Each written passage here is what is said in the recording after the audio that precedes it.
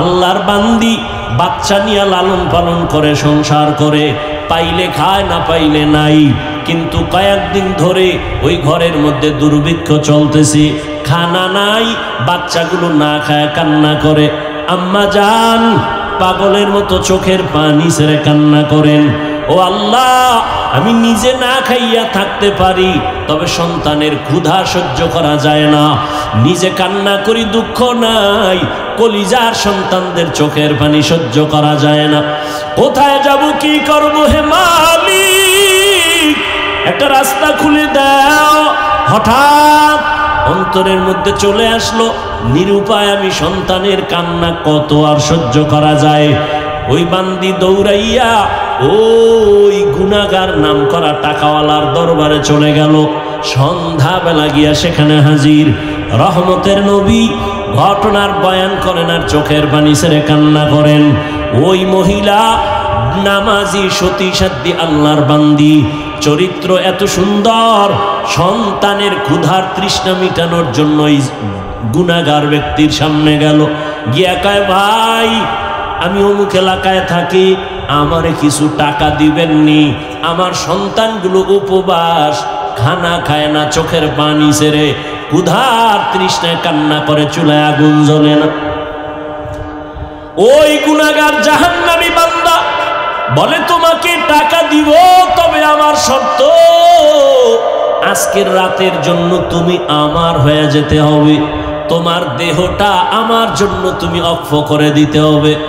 মহিলা আল্লাহর বান্দি কিছুক্ষণ চুপ থাকার পরে চিন্তায় পড়ে গেল, আমার সন্তানের খানার জন্য আমি কি আমার দেহটা, আমার সতীত্ব বিনষ্ট করব, চরিত্রের মধ্যে কলঙ্কের দাগ লাগাবো, জানি না কি করব। বেকার হইয়া আল্লাহর বান্দি বলে, ঠিক আছে, আজকের রাতের জন্য আমার দেহটা তোমাকে অক্ষ করে দিলাম, টাকা দাও, আমার বাচ্চাদের কান্না সহ্য করতে পারি না। আল্লাহর বান্দি যখন এই কথা একমত, জাহান্নামী ওই গুনাহগার সুযোগ পেয়ে বলে, ঠিক আছে, টাকা তোমার জন্য রেখে দিলাম, চলো আমার খাস কামরায় চলো। খাস কামরায় নেওয়ার পরে ওই বান্দা এবার ওই মহিলাকে বসায় বলে, তুমি এবার আমার কাছে আসো। আল্লাহর বান্দায় কথা বলা মাত্র দেখে মহিলার শরীরের মধ্যে কম্পন শুরু হয়ে গেছে, এত কাঁপতেছে আর মহিলার চোখের পানিগুলো গাল বেয়ে পড়তেছে। ওই জাহান্নামী বান্দা ডাক দিয়া বলে, তোমার গায়ে টাচ করি নাই, গালিও দেই নাই, জোর করি নাই, ধমকও দেই নাই, তুমি ইচ্ছা করে আসছো, তুমি নিজেই আমাকে তোমার শরীর লক্ষ্য করার ওয়াদা করেছো, এখন আবার তুমি কেন চোখের পানি ছেড়ে কান্না করো?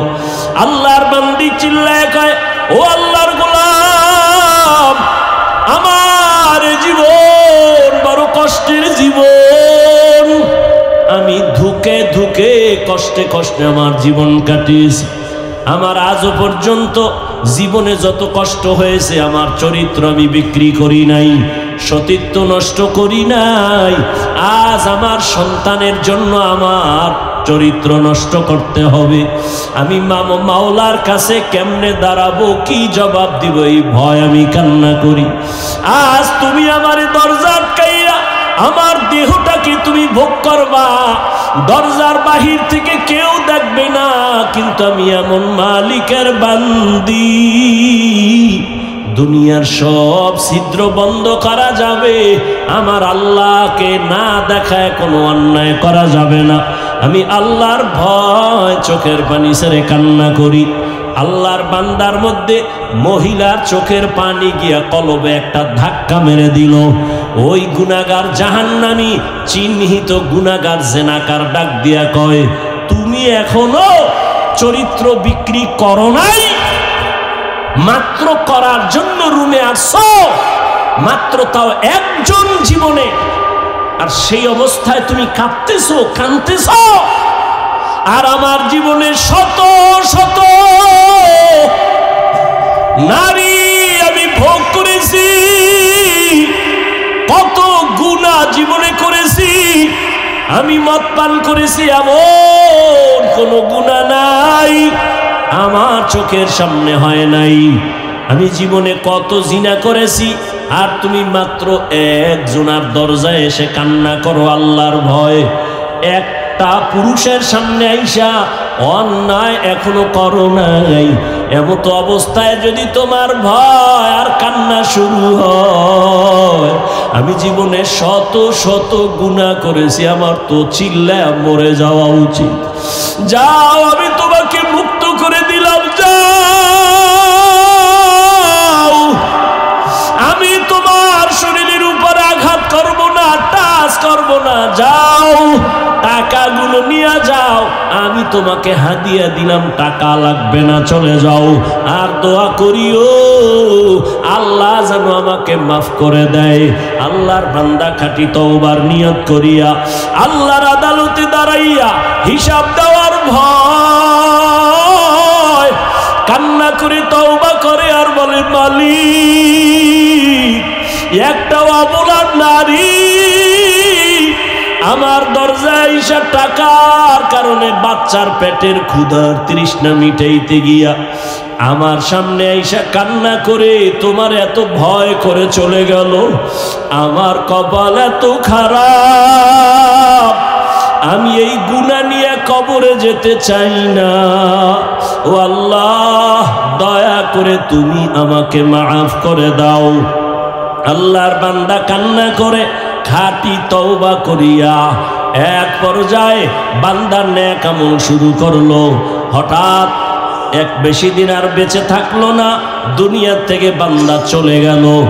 ওই সময়ের নিয়ম ছিল যে ভালো হইয়া মরবে, তার মরার পরে তার বাড়ির দরজায় লেখা থাকতো ওই দেশের ভাষায় লোকটা বড় ভালো।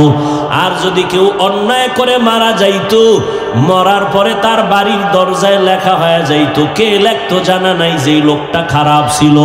ভালো লোক মারা গেলে ভালো লেখা ছিল। এই বান্দা যখন মরে গেল, সবাই জানছে ও তো বড় গুনাহগার মরে গেছে, সবাই খুশি হয়ে গেছে। কিন্তু নজর দিয়ে দেখি ওই বান্দার বাড়ির দরওয়াজায় লেখা, কদ গফারাল্লাহু লিল কিফলি নামের এই বান্দা, আল্লাহর পক্ষ থেকে ওই দরজায় কে যেন লেখা, আল্লাহ তোমাকে মাফ করে দিয়েছেন, তোমার কোনো গুনাহ নাই। লোকেরা আশ্চর্য, চিহ্নিত জিনাকার মদ পান করে, এই লোকটাকে কে মাফ করলো বা কেনই আল্লাহ মাফ করলো? তদন্ত করতে গিয়া এলাকাবাসী সব এক হইয়া তদন্ত করে দেখলো ওই মহিলার সাথে সম্পর্কের কথা। মহিলাকে ডাকা হলো, মহিলা সব ঘটনার বিবরণ দিয়া দিল। আমি আমার আল্লাহর আদালতে দাঁড়াইয়া হিসাব দেওয়ার ভয়ে, আমি টাকার লোভে আইসাও আমি কান্না করে যখন ফেললাম, ওই বান্দা আমার কান্না দেখে তার অন্তরের মধ্যে আল্লাহর ভয় চলে আসছে। আগুনের কাছে গেলে শরীরের মধ্যে তুমি আগুন না লাগাইলো গরম তাপ আসবে।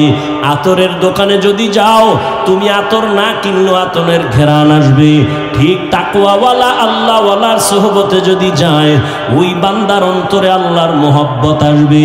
ওই বান্দা গুনাহ থেকে বাঁচার জন্য তৈরি হয়ে যাবে। এই জন্য আল্লাহ বলেন, আমার আদালত বড় ভয়ঙ্কর। আমার আদালতে দাঁড়াইয়া হিসাব দেওয়ার ভয় যারা গুনাহ ছাড়বা, আমি আল্লাহ ওয়াদা করলাম তার ঠিকানা জান্নাতুল মাওয়া দান করব। এই জন্যই তো সাহাবায়ে কেরাম জান্নাতের টিকিট পাইয়াও তারা জীবনভর কান্না করেন। রহমতের নবী বলেন, আমি আয়েশা রাদিয়াল্লাহু আনহার হুজরায় ঘুমাচ্ছি এশার নামাজের পরে, আমার চক্ষু বন্ধ থাকলেও আমার অন্তর ঘুমায় না। রাতের গভীরে আমার হুজরার পাশেই তো মসজিদে নববী, রাতের গভীরে শুনি কান্নার আওয়াজ। এই রাতে কে কান্না করে? আমি ঘুম থেকে উঠা বের হইলাম, নজর করে দেখি মসজিদের মধ্যে জান্নাতি এক নাম্বারের সাহাবী আমার আবু বকর নামাজে দাঁড়ায় কান্না করে। আমি নামাজের পরে জিজ্ঞাসা করলাম, আবু বকর নামাজে দাঁড়াইয়া আপনি কেন কান্না করলেন? আবু বকর বলেন, ইয়া রাসূলুল্লাহ, আল্লাহর আদালতে দাঁড়াইয়া হিসাব দেওয়ার ভয় আমি কান্না করেছি। নবী বলেন, আবু বকর, আল্লাহ না আপনাকে জান্নাতের সুসংবাদ দিয়েছেন, এরপরও কেন কাঁদেন? বলে যে আল্লাহ আমাকে জান্নাতের সুসংবাদ দিলেন, ওই আল্লাহ যদি আবার কোনো আমলের কারণে আল্লাহ বেজার হয়, জান্নাতের সুসংবাদ বন্ধ হয়ে যাবে। আল্লাহর আদালতে দাঁড়াইয়া আমি কি জবাব দিব সেই ভয়ে কান্না করি। কারণ নবী আপনিই তো বয়ান করেছেন হাসরের ময়দান হবে বড় ভয়ঙ্কর, নারী আর পুরুষ সবাই উলঙ্গ হাসরের মাঠে দাঁড়াবে, নবীরা পর্যন্ত কান্নায় বিভোর হয়ে যাবে। সূর্যের গরমে গুনাহগারের মাথার মগজগুলো ভাতের মারের মতো ফুটতে থাকবে। ওই সময় নবীদের কান্নার আওয়াজ, মানুষগুলো উলঙ্গ দাঁড়াবে, জাহান্নামের গরম, সূর্যের গরমে মাটির জমিনটা তামা হয়ে যাবে। অন্যদিকে আমার আল্লাহ রাগান্বিত আওয়াজ দিয়ে বলবেন, লিমানিল মুলকুল ইয়াউম লিল্লাহিল ওয়াহিদিল কাহ্হার। নবীজি বলেন, আদ-দুনিয়া খুলিকাত লাকুম ওয়া আন্নাকুম খুলিকতুম লিল আখিরাহ। দুনিয়াটা আমাদের গোলাম, আমাদের জন্যই, আর আমরা আল্লাহর জন্য। অতএব দুনিয়া আমাকে খুঁজবে, আমি আল্লাহকে খুঁজবো। টাকা আমাকে খুঁজবে, আমি আল্লাহকে খুঁজবো। সম্পদ আমাকে খুঁজবে, আমি আল্লাহকে খুঁজবো। কিন্তু এখন উল্টা হয়ে গেছে, আমি দুনিয়া খুঁজি, আল্লাহ আমাকে খুঁজে। কারণ কি? কারণ একটাই, বয়ান চলতেছে, দাওয়াত তাবলীগের বয়ান, পীর মাশায়েখের বয়ান, উলামায়ে কেরামের বয়ান, জুমার খতিবের বয়ান, আমলের খাতা শূন্য।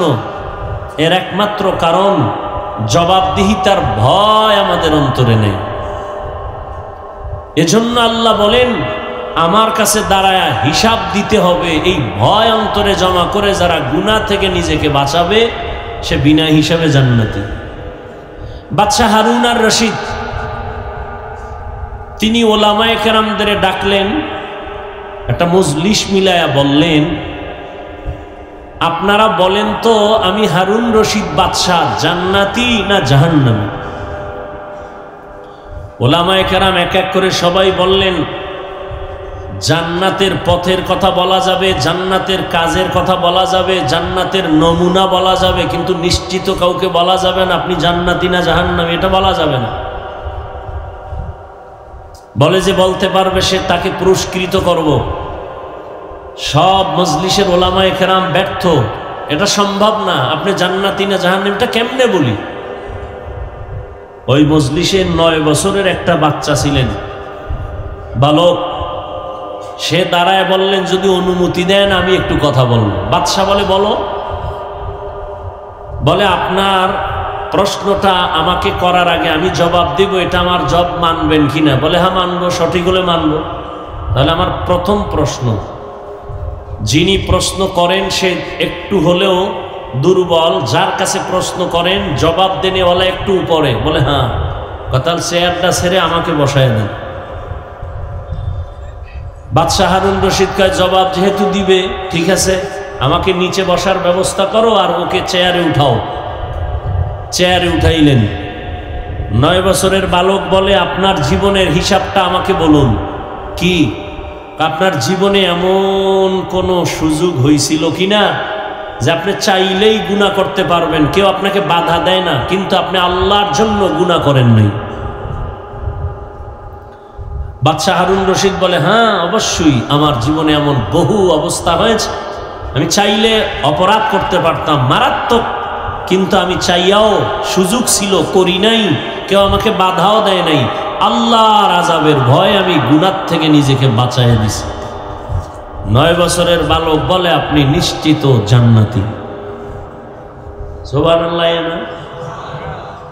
নিশ্চিত জান্নাতি। আলেমরা কয়, তুমি বললা কিভাবে? বলে, দলিল নাও, চেঁচামেচি কেন? দলিল নাও, কোরআনের আয়াত, ওয়া আম্মা মান খাফা মাকাম রাব্বিহি ওয়া নাহান নাফসা আনিল হাওয়া ফাইন্নাল জান্নাতা হিয়াল মাওয়া। হর কে দারত খৌফে হকদার দিল মাদাম জান্নাতুল মাওয়া দেহাদ ওরা মাকাম। আল্লাহর ভয় যার অন্তরে জমা করে, মালিকের আদালতে দাঁড়াইয়া হিসাব দেওয়ার ভয়, যারা নিজেকে গুনাহ থেকে বাঁচাবে, আল্লাহ বলেন তার ঠিকানা জান্নাতুল মাওয়া। আয়াতের দ্বারা আপনি গুনাহ থেকে নিজেকে বাঁচাইছেন, আল্লাহ আপনাকে জান্নাত দিবেন, কোরআনের আয়াত। তাহলে এত বয়ান হচ্ছে, আমরা টুপিওয়ালা দাড়িওয়ালা আলেম, এরপরও আমাদের মনে হয় আমরা জান্নাতের দরজায় বসে আছি। কিন্তু আবার একটু গভীর চিন্তা করলে মনে হয় আমার মতো জাহান্নামী কেউ নেই। আমি মনে করি আমার মতো বড় বক্তা বাংলাদেশে কেউ নাই। তুমি কত বড়? অনেক বড়, অনেক বড়, অনেক বড়। কয় খতিব আজম সিদ্দিক আহমদ রহমতুল্লাহ আলাইহির থেকে বড়? কয় না। তুমি একজন বড় মুফতি সাহেব। বলে কত বড় তুমি মুফতি? বলে অনেক বড়, অনেক বড়। কত বড়? কয় মুফতি ফয়জুল্লাহ রহমতুল্লাহ আলাইহির থেকে তুমি বড় নি? কয় প্রশ্নই করা যাবে না। তাহলে আমি যত বড় দাবি করি না কেন, একটা জায়গায় গেলে আমার মাথা ঠেকে যাবে, আমার উপরে আরো বড় আছে। এজন্য নবী বলেন মান তাওয়াজা লিল্লাহ রাফাআহুল্লাহ। নিজেকে যে আল্লাহর জন্য ছোট মনে করবেন, আল্লাহ পাক তার মর্যাদা অনেক উঁচু বানায় দিবেন। মেটা তো আপনা হস্তি কো अगर कुछ मर्तबा चाहो कि दाना खाक में मिलकर गले गुलजार होता है। নিজেকে যদি বড় বানাতে চাও হে মুমিন, বড়দের কদমে নিজেকে করে দাও বিলীন। দুনিয়ার লাইনে কেউ বড় হতে চাইলে বড়দের সংস্রব ছাড়া, সোহবত ছাড়া বড় হতে পারে না। একজন বড় ইঞ্জিনিয়ার যদি হতে চায়, লেখাপড়া সার্টিফিকেট যথেষ্ট না, একজন অভিজ্ঞ ইঞ্জিনিয়ারের পেছনে সময় দিয়া বড় হতে হয়। বড় একজন ডাক্তার যদি হতে চায়, লেখাপড়া সার্টিফিকেট যথেষ্ট না, একজন অভিজ্ঞ ডাক্তারের শরণাপন্ন হয়, ট্রেনিং দিতে হয়, প্র্যাকটিক্যাল। দুনিয়ার লাইনে যদি বড় হতে হলে দুনিয়ার বড়দের পিছনে সময় দিতে হয়। আখিরাতের লাইনে বড় হতে হলে বড়দের পেছনে কেন সময় দিতে হবে না? অবশ্যই হবে।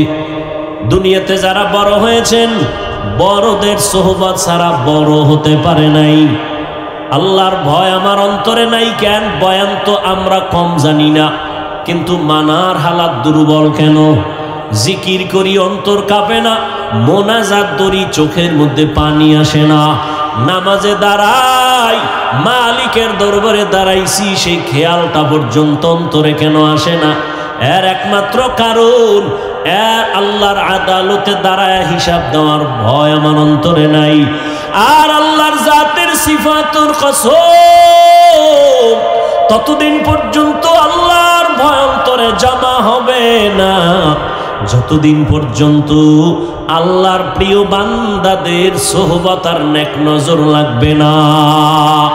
আল্লাহওয়ালাদের নেক নজর বড় দামি এক সম্পদ। নজর লাগছে তো আল্লাহ পাক দরজা খুলে দিছেন। রহমতের নবীর হাতে হযরত আলী 11 বছরে হাতটা লাগায় দিলেন। নবী কলিজা ভরে দোয়া করলেন, আনা দারুল হিকমা ওয়া আলিউন বাবুহা। আমি মুহাম্মদ ইলম ও হিকমতের ঘর, আর এই ইলমের দরওয়াজা হলো আমার আলী। এতদিন ছিল চাচাতো ভাই, এখন আলী নবীর সাহাবী, কিছুদিন পরে হবেন হযরত আলী নবীর জামাতা। সোহবত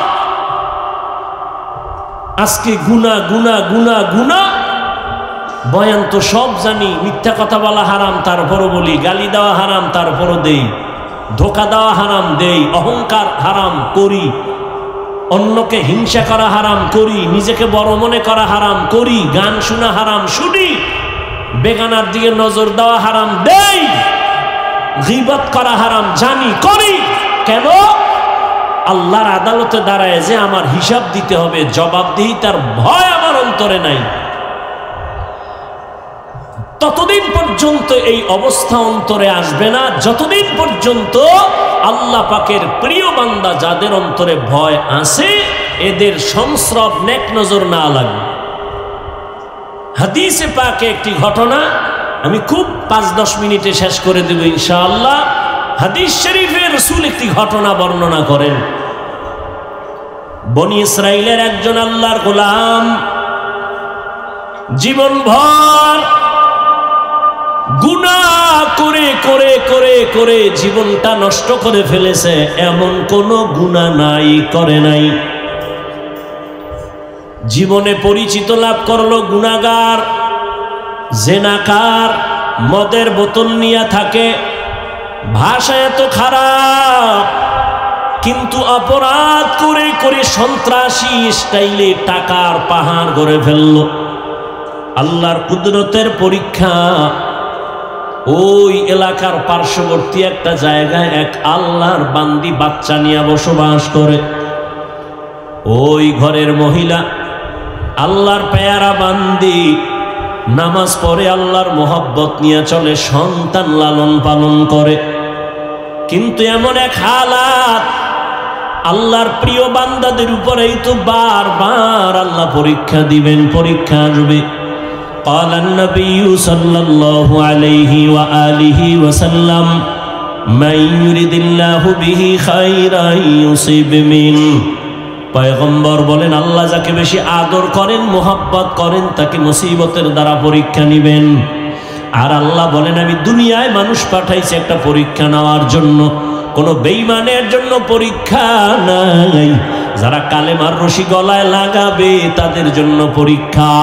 ওয়ালানাবলুওয়ান্নাকুম বিশাইইম মিনাল খাউফি ওয়াল জুই ওয়া নাকসিম মিনাল আমওয়ালি ওয়াল আনফুসি ওয়াস সামারাত ওয়া বাশশিরিস সাবিরিন।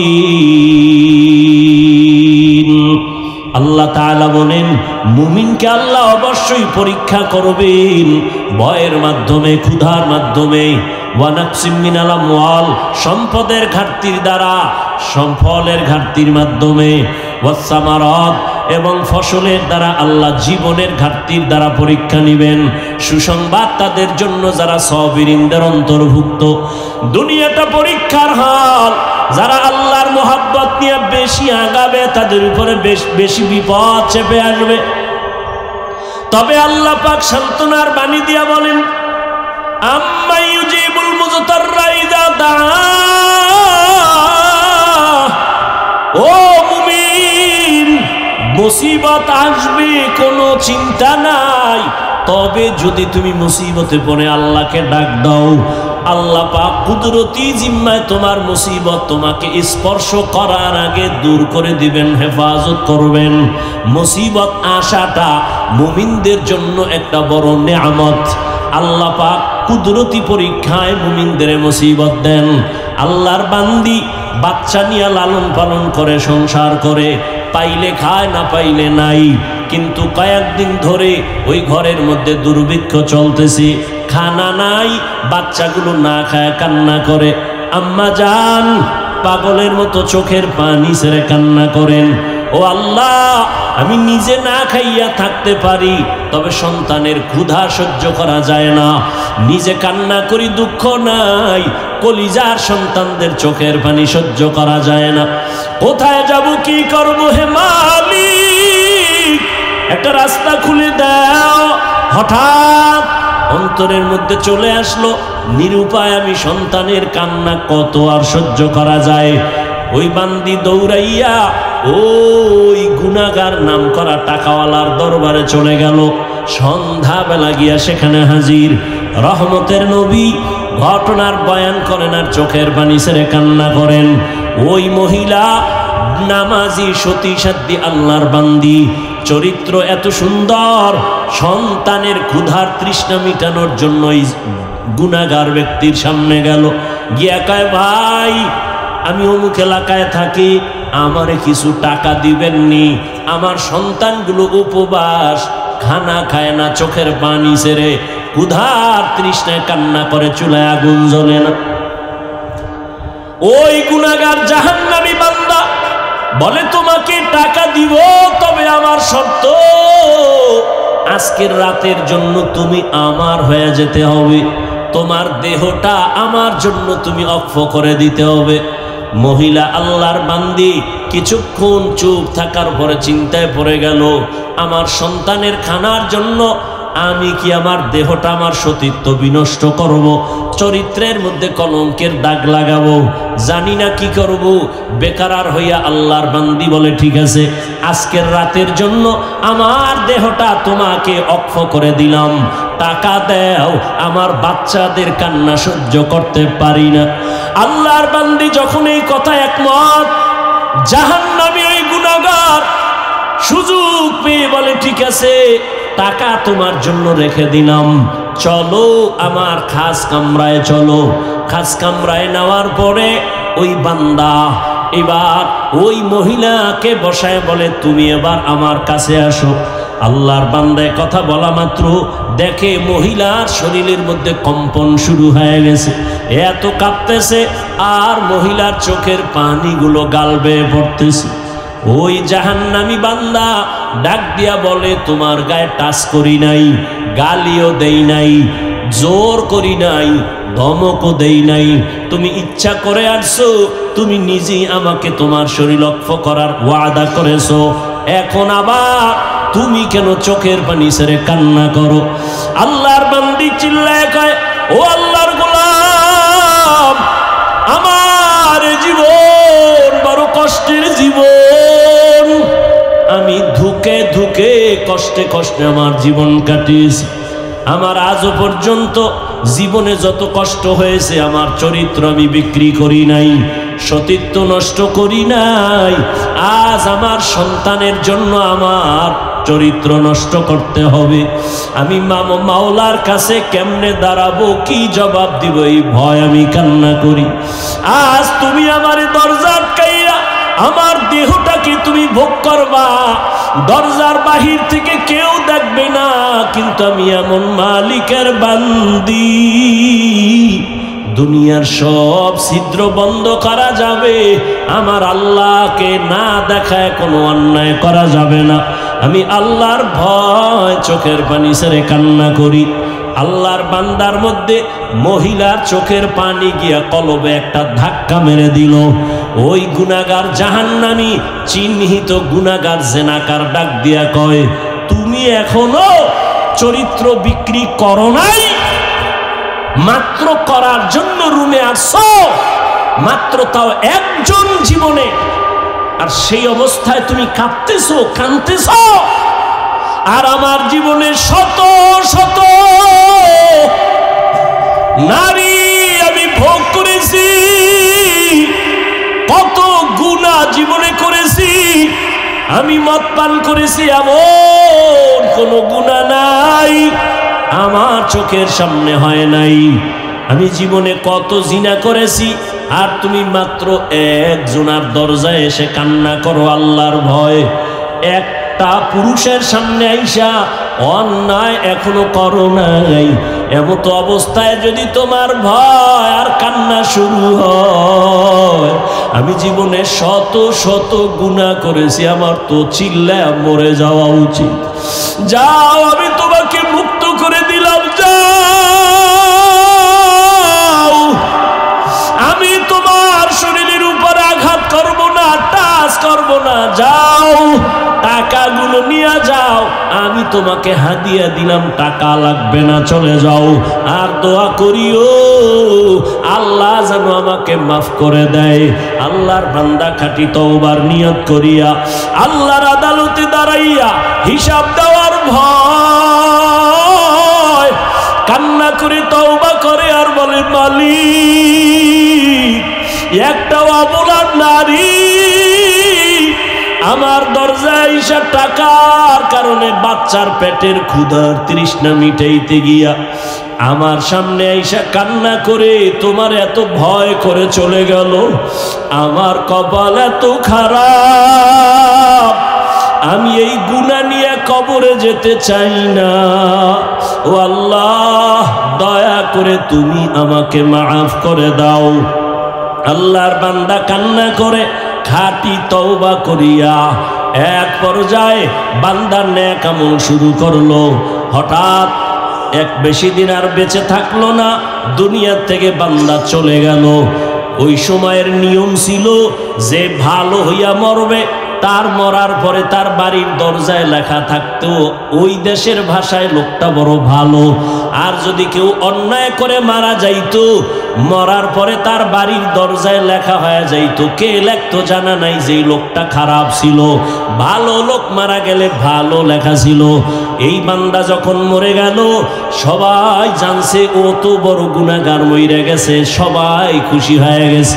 কিন্তু নজর দিয়ে দেখি ওই বান্দার বাড়ির দরওয়াজায় লেখা কদ গফরাল্লাহু লিল কিফলি নামের এই বান্দা, আল্লাহর পক্ষ থেকে ওই দরজায় কে যেন লেখা, আল্লাহ তোমাকে মাফ করে দিয়েছেন, তোমার কোনো গুনাহ নাই। লোকেরা আশ্চর্য, চিহ্নিত জিনাকার মদ পান করে, এই লোকটাকে কে মাফ করলো বা কেনই আল্লাহ মাফ করলো? তদন্ত করতে গিয়া এলাকাবাসী সব এক হইয়া তদন্ত করে দেখলো ওই মহিলার সাথে সম্পর্কের কথা। মহিলাকে ডাকা হলো, মহিলা সব ঘটনার বিবরণ দিয়া দিল।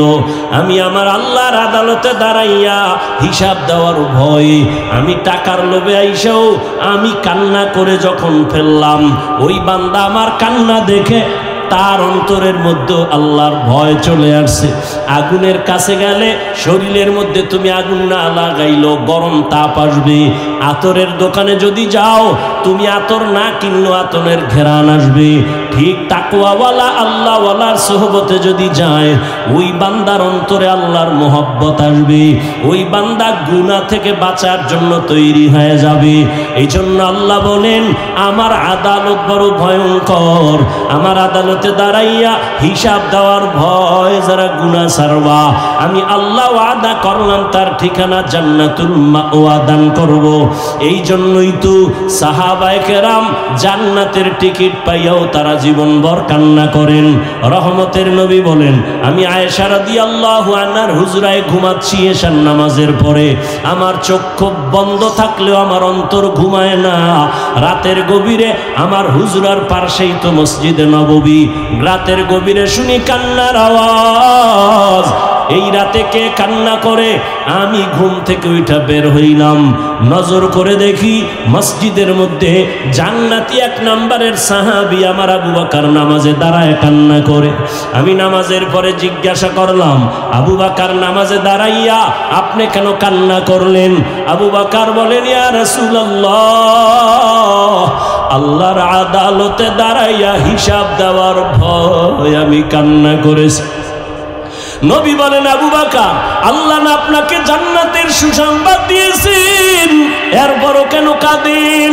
বলে যে আল্লাহ আমাকে জান্নাতের সুসংবাদ দিলেন, ওই আল্লাহ যদি আবার কোনো আমলের কারণে আল্লাহ বেজার হয়, জান্নাতের সুসংবাদ বন্ধ হয়ে যাবে। আল্লাহর আদালতে দাঁড়াইয়া আমি কি জবাব দিব সেই ভয়ে কান্না করি। কারণ নবী আপনিই তো বয়ান করেছেন হাসরের ময়দান হবে বড় ভয়ঙ্কর। নারী আর পুরুষ সবাই উলঙ্গ হাসরের মাঠে দাঁড়াবে, নবীরা পর্যন্ত কান্নায় বিভোর হয়ে যাবে। সূর্যের গরমে গুনাহগারের মাথার মগজগুলো ভাতের মারের মতো ফুটতে থাকবে। ওই সময় নবীদের কান্নার আওয়াজ, মানুষগুলো উলঙ্গ দাঁড়াবে, জাহান্নামের গরম, সূর্যের গরমে মাটির জমিনটা তামা হয়ে যাবে।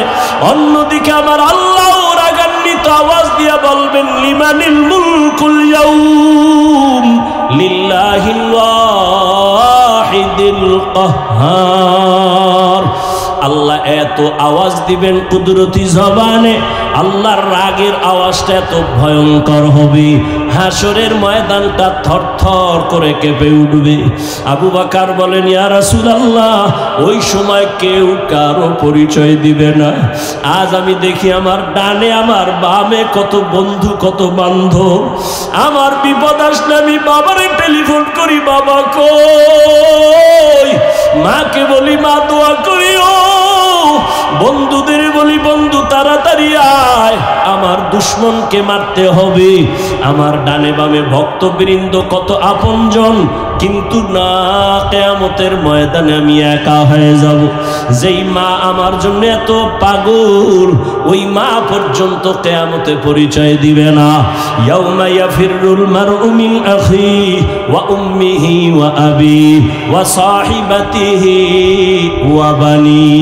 তার বান্দারা, ও তালিবুল ইলম ভাইরা, আল্লাহর মোহাব্বত নিয়ে কথা বলছি। আমি আমাকে বলতেছি, আপনাদের বলার কোনো বয়ান আমার নাই, ভাষাও নাই, তবে আমি কথা বলি আমার জন্য, আর আপনাদের দোয়া ছাড়া আমার কোনো পথ নাই।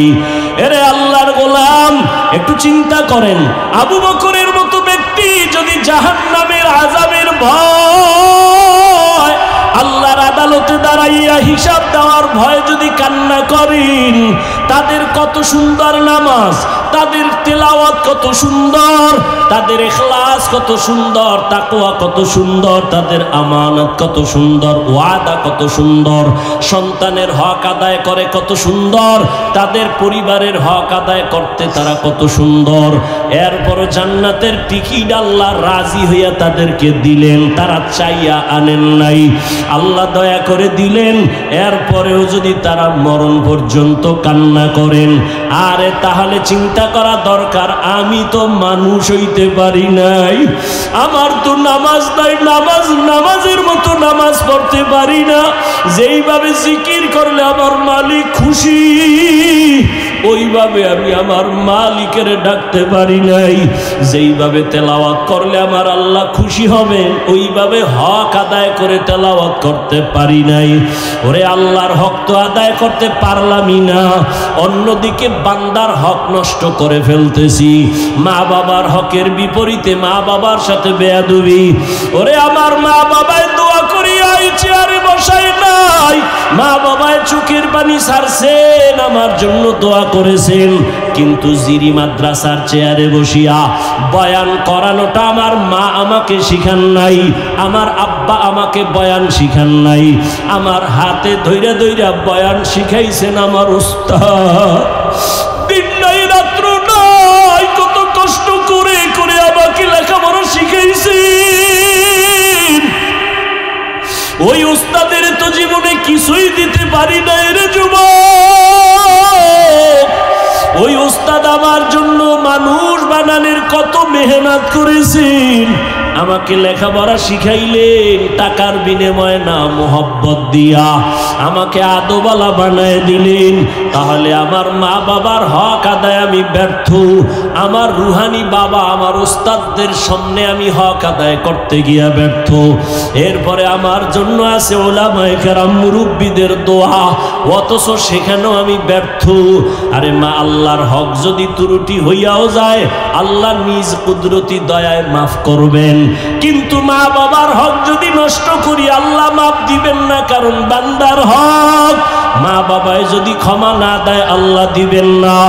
ওস্তাদের হক যদি নষ্ট করি আমার আল্লাহ ক্ষমা দিবেন না, যতক্ষণ আমার ওস্তাদ আমারে ক্ষমা না দিবেন। আমার উলামায়ে কেরাম মুরব্বিদের যদি হক আদায় করতে না পারি, আল্লাহ ক্ষমা দিবেন না যতক্ষণ তারা আমাকে ক্ষমা না দিবেন। ও আল্লাহর বান্দারা, চিন্তা করা দরকার। আল্লাহ এজন্যই তো মানুষকে চিন্তা ফিকির করার মতো মেধা দিছেন, পশুকে দেন নাই।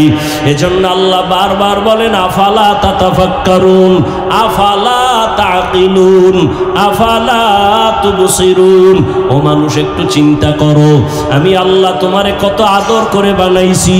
ও বান্দা, সাহাবায়ে কেরামের চিন্তা যদি করি, তাদের তুলনায় তো আমার সারা দিন রাত্র গলায় রশি লাগায়া চিল্লায়া কান্না দরকার, কারণ আমি তো মানুষ হইতে পারি নাই। মানুষ আমাকে মাওলানা বইলা ডাক দেয়, মানুষ আমাকে সম্মানের চেয়ার আগায় দেয়, কিন্তু আমার জীবনের গুনার খবর যদি সবাই জানতো, আমাকে চেয়ারে কেউ বসতে দিত না। আল্লাহ যে আমাকে এত সম্মান দিলেন, আমার গুনার খবর আমার মা বাবায় জানলে কেউ কাছে ডাকতেন না, আমার আপনজনেরা সবাই ঘৃণা করত। আল্লাহ কয় বান্দা দেখ আমি তোর কেমন দয়ার মালিক, তুই যত গুনাহ করেছো তোর মা জানে না, ভাই জানে না, বাবা জানে না, কেউ জানে না, কিন্তু আমি আল্লাহ তো জানি তুই কোন দিন কার বিরুদ্ধে কি কল্পনা করো, জবান দিয়া কার সাথে কি খারাপ কথা বলো, চরিত্র কিভাবে নষ্ট করো, কেউ দেখে না, আমি আল্লাহ দেখি আর জানি। আমি আল্লাহ সব জানিয়াও রাগ করিয়া তোর জন্য খানা বন্ধ করি নাই, সম্মান নষ্ট করি নাই, চেয়ারের থেকে ফালায়া দেই নাই, বরং আমি আল্লাহ দয়ার দরওয়াজা দিয়া ডাকি বান্দায় ওরে তওবার দরওয়াজায় ফিরিয়া আয়। যদি তওবা করিয়া বলতে পারো হে মালিক, 2 রাকাত নামাজ যদি ভোর রাত্রে পড়ো, নামাজের মধ্যে দাঁড়াইয়া তওবার নিয়তে 2 রাকাত নামাজ পড়ো। ওলামায়ে কেরাম নামাজ শিখাইছেন এইভাবে, নবীজি বলছেন নামাজ 2 রাকাত আলহামদুর পরে সূরা মিলাও, সব ঠিক আছে, তবে সেজদায় গিয়ে একটু বাড়তি শব্দ বলবা। 4টা সেজদা হবে 2 রাকাত নামাজে, প্রত্যেকটা সেজদায় গিয়া মোহাব্বতের সাথে সেজদার তাসবিহ পড়ার পরে 4 বার বা 3 বার এই শব্দটা বলবা, ইয়া রব্বি গফিরলি, ইয়া রব্বি গফিরলি, ইয়া রব্বি গফিরলি।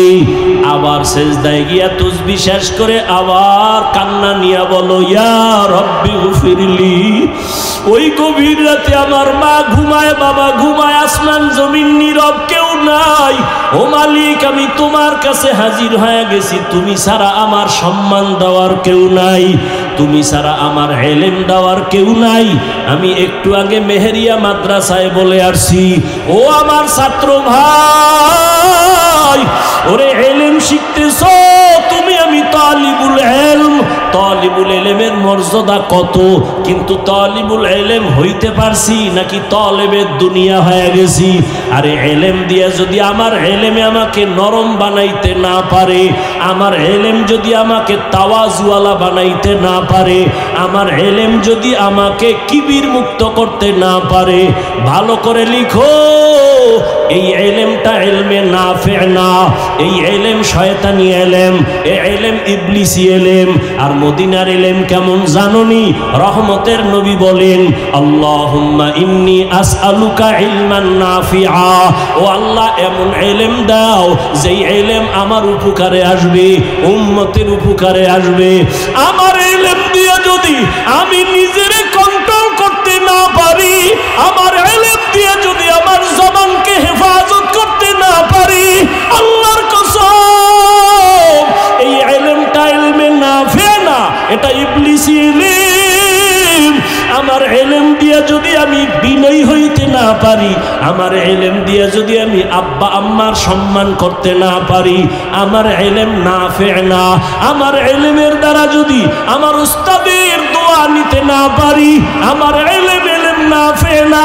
আমার ইলম দিয়া যদি আমার ভাইদের সাথে ভালো আচরণ করতে না পারি, আমার ইলমটা ইলমে নাফি না, ইবলিসি ইলম। এজন্য নবী দোয়া করতেন, ও আল্লাহ ইলমে নাফি ছাড়া কোনো ইলম চাই না, ইন্নী আসআলুকা ইলমান নাফিআ, ও আল্লাহ ইলমে নাফি দান করো। ও আমার ছাত্র ভাইরা, আমি আপনাদের ছোট, আমার কিছুই নাই, এই জিরির স্টেজে বসার খোদার কসম আমার ভেতরে যোগ্যতা নাই। তবে জিরির হযরত দোয়া করেছিলেন আর বলছিলেন, বাবা যতদিন বেঁচে থাকো জিরি মাদ্রাসায় আসবা, দোয়ার জন্য আসি, আপনাদের কাছে দোয়া চাই। আমি তো অনেক বয়ানে বলি, এই বাংলাদেশে এমনও ছাত্র আমার জানা মতে আছে, যেই ছাত্র ঘুমের ঘরে আমার রসুলের সাথে মোলাকাত করে। আমি ওই বিশ্বাস কইরাই আমি ছাত্র ভাইদের দোয়া চাই। আপনাদের দোয়া আমার বড় সফলতার পুঁজি। আল্লাহর কাছে একটু নিজেরে পেশ করেন, বয়স কত হয়ে গেল, কত ছাত্র জনতার আন্দোলনে কত ছাত্র মরে গেল, করোনায় কত প্রাণ চলে গেল, একদিন তো আপনি আমিও চলে যাব, কিন্তু ইলম দিয়া কি অর্জন করলাম? ইলম যদি আমাকে অহংকার বাড়ায় দেয়, আমার ইলম যদি আমাকে হিংসা বাড়ায় দেয়, তাহলে আমার ইলম দিয়া তো আল্লাহর মোহাব্বত পাওয়া যাবে না, মা বাবার দোয়া পাবো না, শিক্ষকের দোয়া পাবো না, মুরব্বী ওলামায়ে কেরামের দোয়া পাবো না, জীবনটা বড় ধ্বংস হয়ে যাবে। অতএব এখনো সময় আছে, তওবা করো। আবু বকর যদি নামাজে দাঁড়াইয়া জাহান্নামের ভয়ে কান্না করেন, ওমরে ফারুক যদি এত বড় ব্যক্তি হয়ে কান্না করেন, সাহাবায়ে কেরামরা কান্না করেন, আউলিয়ায়ে কেরামরা কান্না করেছেন, তাহলে আমাদের তো সারা জিন্দেগি কান্না করা উচিত। অথচ মোনাজাত দেই কিন্তু চোখে পানি আসে না। কান্না না আসা মনে করিয়েন না রহমত, বরং আল্লাহ আপনার আমার গুনার কারণে বেজার, গুনার কারণে আমার আপনার অন্তর শক্ত হয়ে গেছে, এই জন্য চোখে পানি আসে না। অথচ আল্লাহর আযাবের ভয়ে, জাহান্নামের ভয়ে আল্লাহর জমিনে পাথর পর্যন্ত কান্দে। সুম্মা কাসাত কুলুবুকুম মিন বাদি যালিকা ফাহিয়া কাল হিজারা আও আশাদ্দু কাসওয়া ওয়া ইন্না মিনাল হিজারাতি লামা ইয়াতাফাজ্জারু মিনহুল আনহার ওয়া ইন্না মিনহা লামা ইয়াশাক্কাকু ফায়াখরুজু মিনহুল মা ওয়া ইন্না মিনহা লামা ইয়াহবিতু মিন খাশিয়াতিল্লাহ। এই আয়াতের ব্যাখ্যা কইরা দেখেন, আল্লাহর জাহান্নামের ভয়ে পাথর কাঁদতেছে, পাথর কাঁপতেছে। মানুষ আমরা এত কেন খারাপ? আমাদের চোখে কেন পানি নাই? দুনিয়াতে যত মানুষ আল্লাহকে ভয় করবে, গুনাহকে ভয় করবে, এর মধ্যে যারা ইলমওয়ালা তারা আরো বেশি ভয় করবে। ইন্নামা ইয়াখশাল্লাহা মিন ইবাদিহিল উলামা, উলামা যারা তারা ইলম দিয়ে আমার মাওলারে চিনবে, আর বেশি ভয় করবে। অথচ আমাদের চোখে পানি নাই, আমাদের মোনাজাতে কান্না নাই, ভোর রাতে কান্নার আওয়াজ নাই। আল্লাহ আমাদের কাছে চাইতেছেন চোখের পানি। প্রত্যেক রাতে আল্লাহ আসেন আমাদের ডাকার জন্য। ও যুবক ও ছাত্র বাবারা, এখনো সময় আছে, তওবা করো। পর্দার আড়ালের মা বোনেরা তওবা করেন, জীবনে আর নামাজ ছাড়বেন না, বেপর্দায় চলবেন না, সন্তানগুলো আদর্শওয়ালা বানাবেন। ডাক্তার বানাইলো বেয়াদব যেন না হয়, ইঞ্জিনিয়ার হলেও যেন বেয়াদব না হয়, সন্তানের ব্যবহারে যেন মা বাবা কষ্ট না পায়, সন্তানের ব্যবহারে যেন আলেমরা কষ্ট না পায়, সন্তানের আচরণে শিক্ষক মুরব্বীরা যেন কষ্ট না পায়, বরং কষ্ট না পায় যেন দোয়া করতে থাকে আদবের কারণে। ও যুবক, তওবা করে নাও, আল্লাহর কাছে মন খুইলা বলো, হে মালিক, আমি আজকে তোমার দরজায় আসছি, গুনাহ নিয়ে আর ফিরতে চাই না, আর নামাজ ছাড়ব না, আর গুনাহ করব না, আর গীবত শিকায়াত করব না, মা বাবার সাথে বেয়াদবি করব না, উলামায়ে কেরামের বরদোয়া নিব না, মুরব্বী ওস্তাদদের দোয়া নিয়ে চলবো, মা বাবার দোয়া নিয়া নবীজির তরিকায় চলবো। আল্লাহর বান্দারা, যদি তওবা করার নিয়ত হয়, দুটো হাত আমার আল্লাহকে দেখায় দেই। আয় আল্লাহ, হাতগুলো কবুল করে নেন, তওবা কবুল করে নেন, তওবার উপরে মজবুত হইয়া চলার মতো তৌফিক দান করেন, আমিন। আলহামদুলিল্লাহি রাব্বিল আলামিন, ওয়াসসালাতু ওয়াসসালামু আলা সাইয়্যিদিল আম্বিয়া ওয়াল মুরসালিন ওয়া আলা আলিহি ওয়া আসহাবিহি আজমাইন। ইয়া আরহামার রাহিমিন, ইয়া আরহামার রাহিমিন, ইয়া আরহামার রাহিমিন। রব্বিরহামহুমা কামা রব্বায়ানি সগীরা। আল্লাহুম্মা ইন্নাকা আফুউন কারীম তুহিব্বুল আফওয়া ফা'ফু আন্না। আল্লাহুম্মা ইন্না নাসআলুকা রিযাকা ওয়াল জান্নাহ ওয়া নাউযু বিকা মিন সাখাতিকা ওয়ান নার। আল্লাহুম্মা ইন্না নাউযু বিকা মিনাল বারাসি ওয়াল জুনুনি ওয়াল জুযামি ওয়া সাইয়্যিল আসকাম।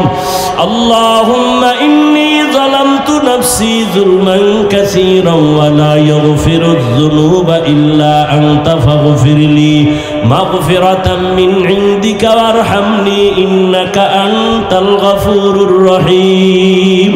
ইয়া আল্লাহ পবিত্র মারকাজের এই প্যান্ডেলে আমরা হাজির। দুনিয়ার বাড়িওয়ালাদের দরওয়াজা বন্ধ, আপনার রহমতের দরজাগুলো খোলা।